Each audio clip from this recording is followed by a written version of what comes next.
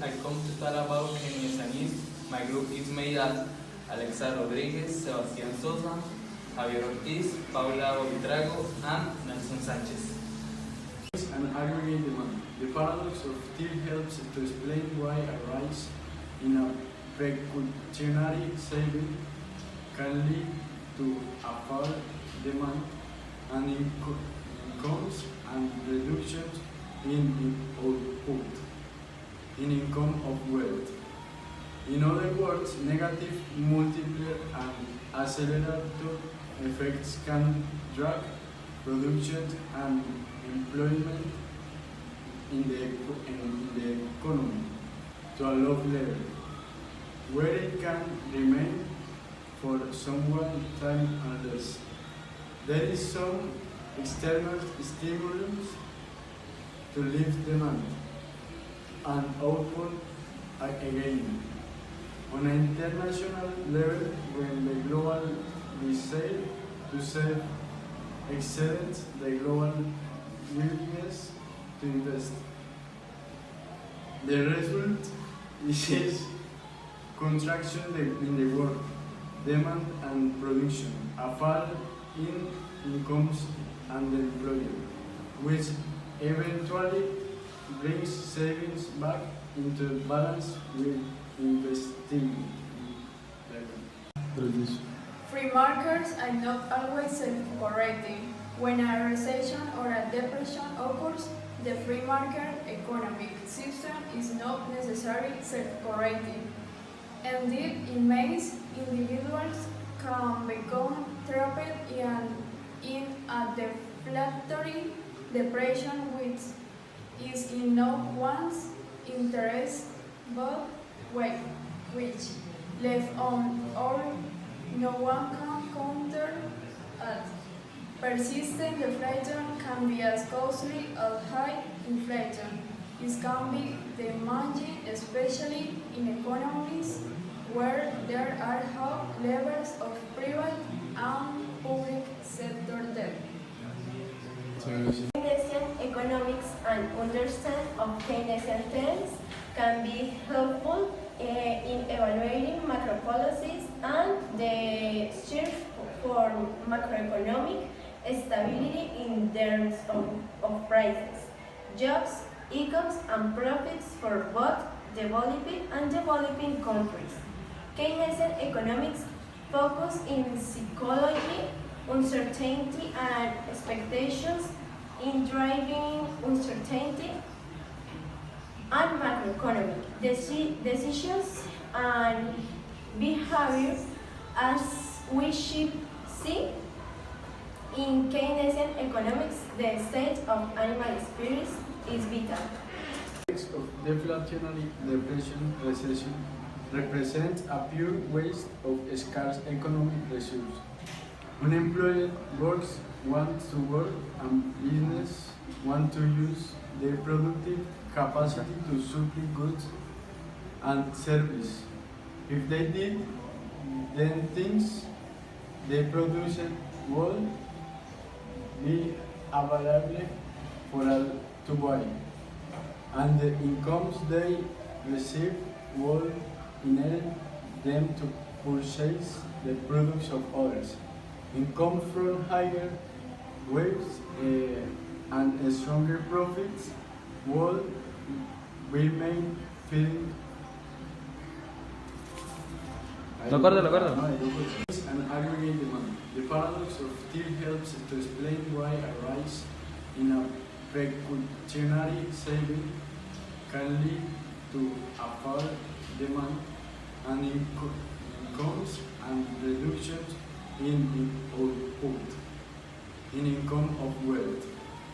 In other words, negative multiplier and accelerator effects can drag production and employment in the economy to a low level, where it can remain for some time unless there is some external stimulus to lift demand and output again. On an international level, when the global resale to save exceeds the global willingness to invest. The result is contraction in the world demand and production, a fall in incomes and employment, which eventually brings savings back into balance with investing. Keynesian economics and free markets. Keynesian economists believe that free markets are volatile and not always self-correcting. The free market system is naturally prone to periods of recession and depression. The volatility of aggregate demand can be explained by important changes in consumer and both systems, as canoe as animal spring. In Keynes ordered environment equilibrium. One of Keynes' revolutionary propositions was the following: a big economic shock, usually a collapse in investment. There were no automatic recovery force in a market economy. The economy will go on shrinking until it reaches some sort of stability at a low level. Keynes called this position under environment equilibrium. In a world of economic stagnation and/or depression, the standard rules of economic might no longer apply, and direct intervention in the economy might be essential. Professor Robert Skidelsky, biographer of Keynes: you cannot always rely on new innovation. Innovation and other natural economic stabilities to drag an economy put up recession. They do hope though an Austrian school belief. Keynes ordered environment equilibrium, one of Keynes' revolutionary propositions. Through the circular flow in the standard Markov model, but the recession and country can experience a persistent state where output is well below potential. In a world of economic stagnation and/or depression, the standard rules of economic might no longer. In a world of economic stagnation and/or depression, the standard rules of economic might.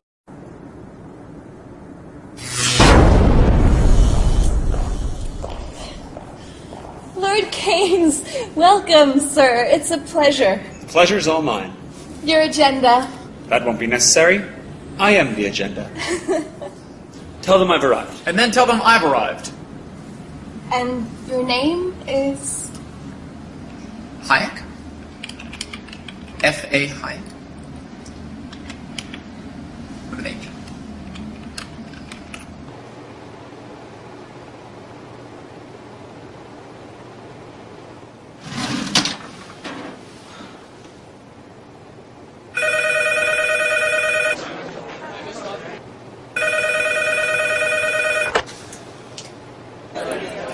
Freddie.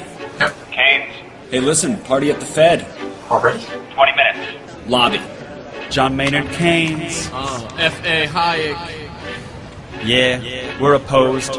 We oppose each other philosophically. In the same studio. We've been going back and forth for a century. I want to steer markets. I want them set free. There's a boom and bust cycle and good reason to fear it. Play low interest rates. Nah, it's the animal spirits. John Maynard Keynes wrote the book on modern macro. The man you need when the economy's off track. Depression, recession, now your question's in session. Have a seat and I'll school you in one simple lesson. Boom, 1929, the big crash. We didn't bounce back, economy's in the trash. Persistent unemployment, the result of sticky wages. That's outrageous. I had a real plan, any fool can understand. The advice real simple, boost aggregate demand. C-I-G altogether gets to Y. Keep that total growing, watch the economy fly. We've been going back and forth for a century. I want to steer markets. I want them set free. There's a boom and bust cycle and good reason to fear it. Play low interest rates. It's the animal spirit. You see, it's all about spending. Hear the register cha-ching. Circular flow, the dough is everything. So if that flow is getting low, doesn't matter the reason. We need more government spending. Now it's stimulus season, so forget about saving. Get it straight out of your head. Like I said, in the long run, we're all dead. Savings is destruction, that's the paradox of thrift. Don't keep money in your pocket or that growth will never lift. Because business is driven by the animal spirits, the bull and the bear. And there's reasons to fear its effects on capital investment, income, and growth. That's why the state should fill the gap with stimulus, both the monetary and the fiscal. They're equally correct. Public works, digging ditches, war has the same effect. Even a broken window helps the glass man have some wealth. The multiplier driving higher the economy's health. And if the central bank's interest rate policy tanks, a liquidity trap, that new money stuck in the banks. Deficits could be the cure you've been looking for. Let the spending soar now that you know the score. My general theories made quite an impression. Revolution! I transformed the econ profession. You know me, modesty, still I'm taking a bow. So say it loud and say it proud, we're all Keynesians now. We've been going back and forth for a century. I want to steer markets. I want them set free. There's a boom and bust cycle and good reason to fear it. I made my case, Freddie H. Listen up, can you hear it? I'll begin in broad strokes, just like my friend Keynes. His theory conceals the mechanics of change. That simple equation, too much aggregation, ignores human action and motivation. Yet it continues as a justification for bailouts, payoffs by polls with machinations. You provide them with cover to sell us a free lunch. Then all that we're left with is debt and a bunch. If you're living high on that cheap credit hog, don't look for a cure from the hair of the dog. Real savings come first if you want to invest. The market coordinates time with interest. Your focus on spending is pushing on thread. In the long run, my friend, it's your theory that's dead. So sorry there, buddy, if that sounds like invective. Prepare to get schooled in my Austrian perspective. We've been going back and forth for a century. I want to steer markets. I want them set free. There's a boom and bust cycle and good reason to fear it. Play low interest rates. It's the animal spirit. The place you should study isn't the bust, it's the boom that should make you feel leery. That's the thrust of my theory. The capital structure is key. Malinvestments wreck the economy. The boom gets started with an expansion of credit. The Fed sets rates low. Are you starting to get it? That new money is confused for real loanable funds, but it's just inflation that's driving the ones who invest in new projects like housing construction. The boom plants the seeds for its future destruction. The savings aren't real, consumption's up too, and the grasping for resources reveals there's too few. So the boom turns to bust as the interest rates rise, where the cost of production price signals relies. The boom was a binge, that's a matter of fact. Now it's devalued capital that makes up the slack.